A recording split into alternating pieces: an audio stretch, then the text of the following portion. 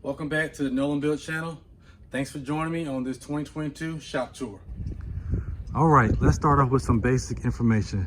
My shop is 40 feet long by 24 wide.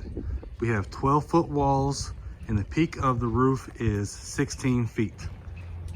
The garage door is a 12-foot wide by 12-foot tall garage door. I have two 36-inch man doors. One here on this corner and one at the back of my building to give me entry and exit points on both sides of the shop.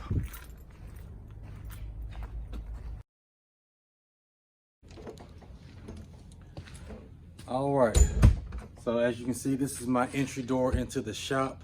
I just want to start off by saying this shop is not complete by a long shot, but I wanted to give a reference point to where the shop is now and where it will be on the next shop tour video, so you can kind of see all the changes that's going to happen over the year. All right, let's start off with an overview of the shop. So starting from the front door, we're going to pan right.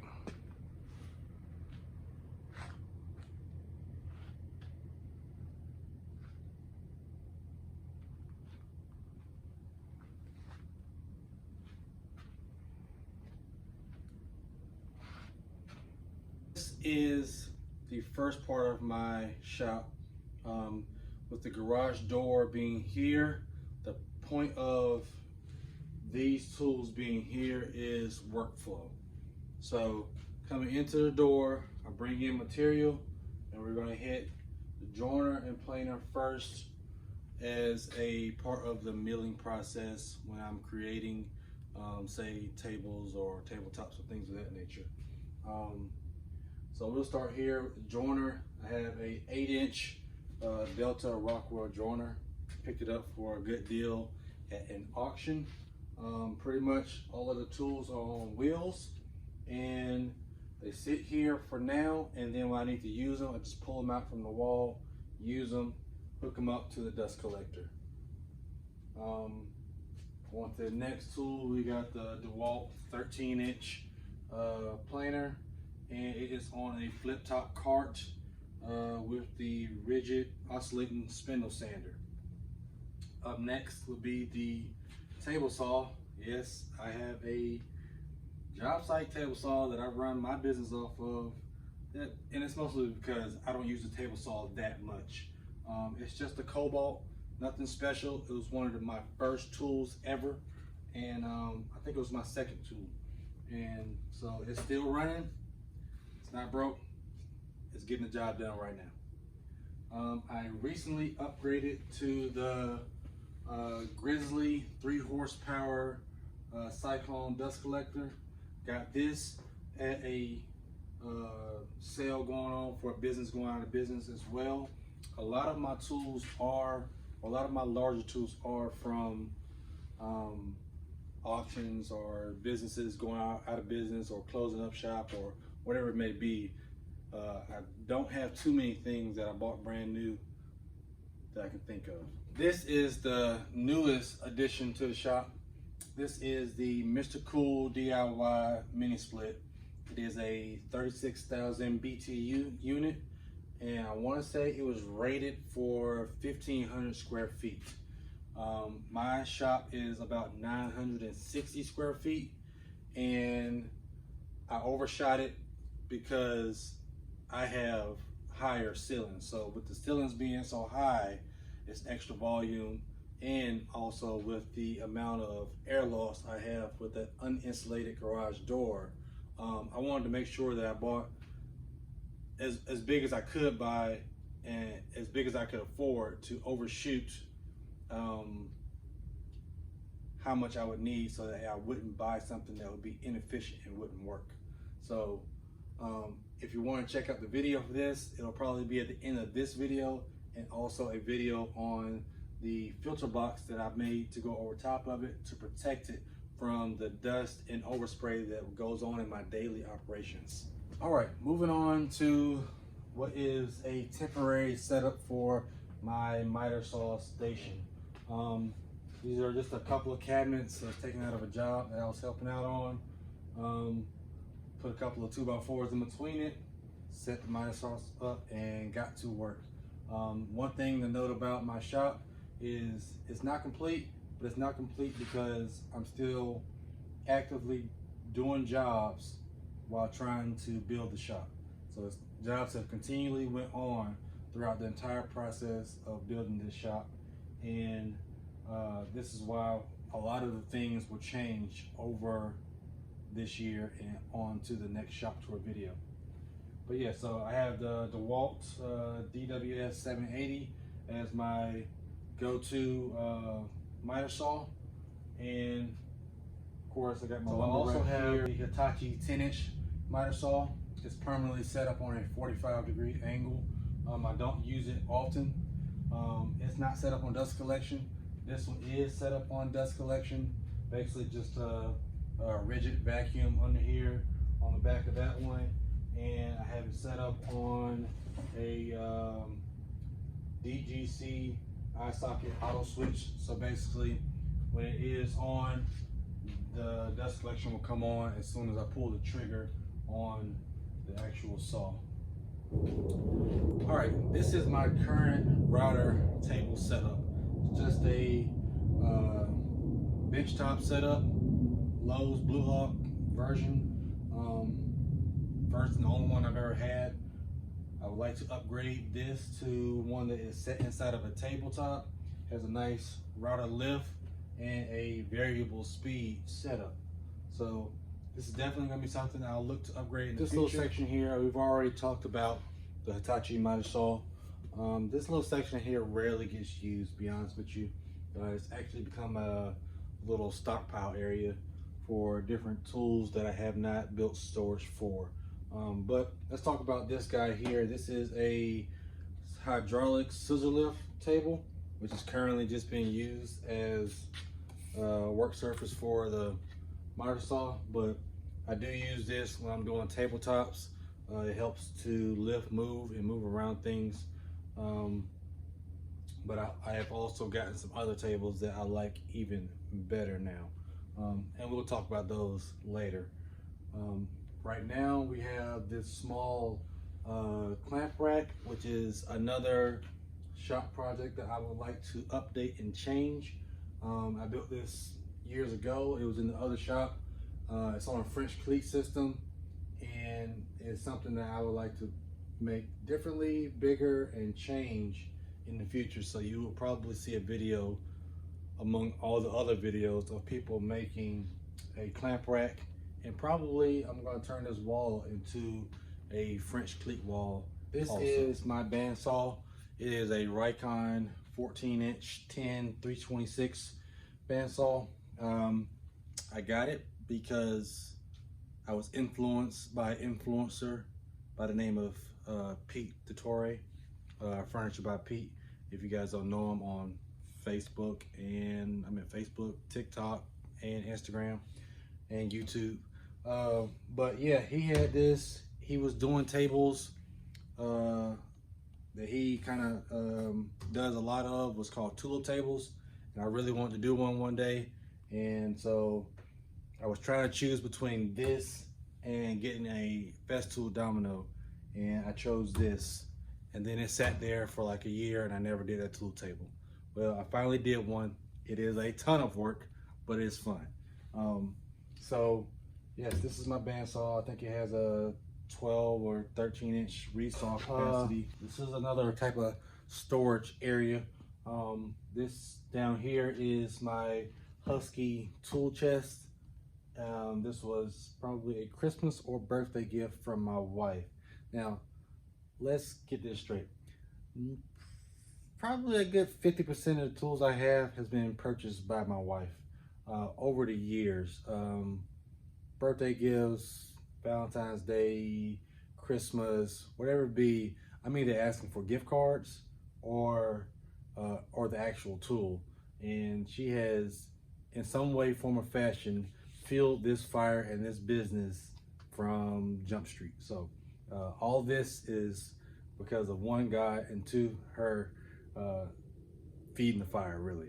So, but this tool chest is something that she got me 1 year, and now it stands. It holds a lot of my miscellaneous tools, all of my wrenches and things like that that not necessarily woodworking, but are sometimes needed. Here we have my Festool Collection. So I talked about picking the Bandsaw or the Festool Domino. Well, it's been some time now, and I saved my money up, and I did get the Domino. So that is this guy here, and then this is some of the dominoes for it. I also got the small mortise kit for it. So this is the DF700, and I got the small mortise kit for it, which allows you to cut the small mortises that the DF500 does. That is made by Seneca Woodworking. I like it. I like the guy. He makes good stuff. So go check him out if you aren't already. He's on Instagram and probably some other platforms as well. So this is the Rotex 150. It has been my main sander, and I would like to get some finish sanders, but haven't gotten there yet. I started off, and this is how I got into Festool, is the Pro 5 LTD that Festool did some years back. It wasn't a great sander, but it was $99. It gave me an opportunity to try out Festool, and so their marketing scheme worked. Let's just say that their marketing scheme worked. It got me into it. I fell in love with the dust collection. The sander, not so much. It was actually my first sander ever, so I didn't really have anything to compare it against besides a belt sander. But all I knew is that it didn't create dust, and I liked it. So, of course, I now have a green Kool-Aid collection. This is my TS75 track saw. I purposely got this for cutting long boards, joining edges that are on long boards instead of taking it to the joiner and tumbling with a heavy board. So for me, this has been a game changer. And if this was something that, say, were broken, I would immediately go back and get another one because it's part of my shop. This is the reason why I don't use the table saw as much as most. All right, on to the drill press. This is a little Porter Cable benchtop drill press. You can see the amount of dust that's just lightly dusted on there. It's just because I don't use it that much. I use it every so often. It kind of just sits here. Got an iron here I do my edge banding with, things of that nature. And these are my tracks for my track saw. When I bought my track saw, I didn't get the 75-inch track with it. I traded it out for the 118-inch track saw, I believe. This is the FS 3000/2. And then I also picked up a Makita track saw. I think it's a 55-inch because one, it was cheaper. Two, they both work on the Festool track saw. And yeah, haven't had any regrets on any. This is the back of my shop. It was initially intended to be a paint spray booth type of area. It has not made it to that point yet. It will eventually, hopefully. Right now, the only thing related to paint back here is my drying rack, which is actually being used right now. This is actually drying right now. I literally just finished spraying in between shooting this shot.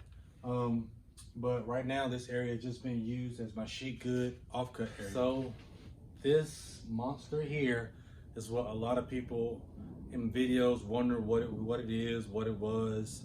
You know, I've had it in my other shop for quite some time, and it just sat in there really unused because the ceilings wasn't high enough to get these top arms up. So what this is a panel clamp rack. So basically these are my clamps here. I can tighten them up, adjust these, and basically glue up a panel here, and then basically rotate down and start another panel.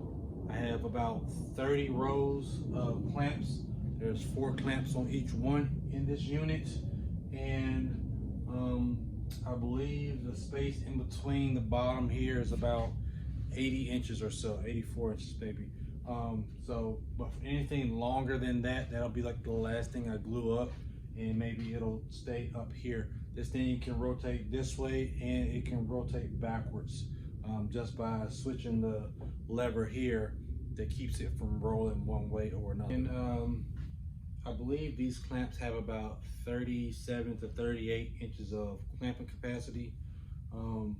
This is one of the biggest reasons why I built this shop, was to be able to house this big unit.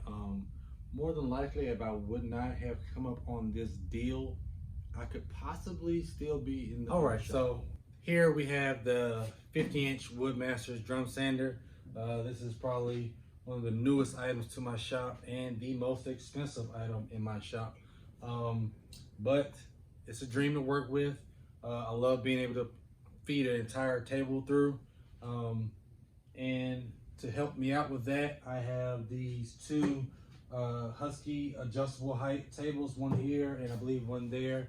So basically they're in feed and out feed for the drum sander. And they're also in feed and out feed for the jointer, the planer, and the table saw whenever needed, because these guys adjust from a low height of 26 inches and I believe a high height of 54 inches. Now these came with drawers. I really don't use them at all. I probably, if anything, lose things in there if I put some in there, because I won't remember that they're in there, at least not yet. And I still have my old Harbor Freight dust collector over here, which I do use in tandem with this machine, just because I haven't ran the piping from the 3 horsepower Grizzly just yet. This drum sander is on wheels, as well as, like I said, all of my tools for the most part are on wheels. Even the big green machine is on wheels, but I can't move it by myself even with it on wheels. Yeah, so I have my whiteboard here, and this is something new to the shop as well. I will be using it to write down my shop goals, visions, plans, ideas that come to my head, and things of that nature. All right, I know you think you have seen this before, but I'm not actually talking about what's behind me. I'm actually talking about what is right here. And that is one of the most underrated things that you can have in a shop, is actual open floor space. It's nice to have a lot of tools, nice to have a lot of things, but one of the things that I wanted to make sure I had, because I came from a really tight area in my last shop, is to have open floor space. So I want to be able to work, but I also want to have areas to actually build at too, other than on top of my bench. Like one of the last jobs I had was I pre-assembled, pre-made a double set of bunk beds right here. So it was an L shape from here all the way to basically where the camera is now. And that was a really nice thing to be able to do. So I built the entire thing in the shop, disassembled it, and then went and installed it on job site. So basically it was like, took it all apart. It looked like an IKEA package, and then reassembled it on the job site. All right, so now we're at the center of my shop. This is my workbench. This is another item that I want to change, redo, upgrade. This is one of the ones, this is something that I built when I first started in the other workshop. And basically it's just a 2-foot by 8-foot workbench. Have the dog holes drilled in here for 3/4 inch dogs. And it's basically just drilled through a melamine top. So I want to do something with more drawers, more storage, and possibly wider as well, because there are times where I have to put bars across in order to do like a tabletop or something on here. But I like the fact that it's small and it doesn't take up as much space, so we're gonna have to see how that works out. Another thing you'll notice if you look down here is I have electrical ran in the floor, and I had that ran when I had the building made. It's underneath the concrete. There's one on this side and there's one on this side, about 10 feet apart from each other. And the reason behind that is so I wouldn't have to drag extension cords from the sides of the buildings or from above. I wanted to have it clean and neat in here as I possibly could as far as cords, because in the last shop I was always running an extension cord from somewhere to try to do something. So I wanted to have power at my workbench. All right, so let's talk about the actual process of building this shop and some of the ideas I had into the shop. So one of the things you'll notice is the wood walls, they're only in the middle section. That was my idea to mitigate the fact that prices of wood went up so high. I initially wanted all wood walls to be able to hang anything, anywhere, have French cleat wall and all that good stuff. Well, prices of wood changed that idea, so I did part wood wall and the rest drywall, as you can see up here. So the other thing I wanted to talk about was electrical. So in this panel, I believe it's 100 amp services, and in the last shop, every time I would run, say, the miter saw and the dust collector at the same time, I would trip a breaker. So in this shop, what I did to mitigate that is each one of these outlets here are on a different breaker. So this set on this side all the way around the shop is on one breaker, and this set on this side is on a different breaker all the way around the shop.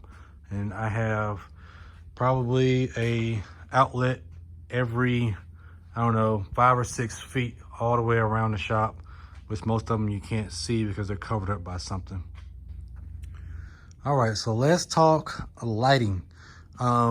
You'll see here, I think I have about 23 lights up. This is a 7. I have a row going down the middle, and then I have a row going down the side here. And basically they are, was it 4-foot LED lights made by Sunco Lighting. And I believe on Amazon they were about $250 for a, is it a 12 pack or a 24 pack? I can't remember if it was 12 pack or 24, but I believe I spent about $250 for lighting in here. And these are 5,000 K temperature, and I can't remember the amount of lumens that they are per light, but I believe that it is a well lit shop, and I don't think I need any more light. If I were to turn the lights off, it would be pitch black in here because I have 0 windows. All right, guys, that's it for the 2022 Nolan Built Shop Tour. Thank you for joining me.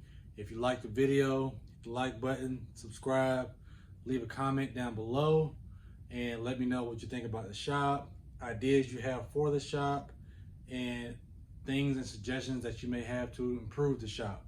Until next time, later. And yes, I did just hang up that sign for this outro. It was still in the other shop.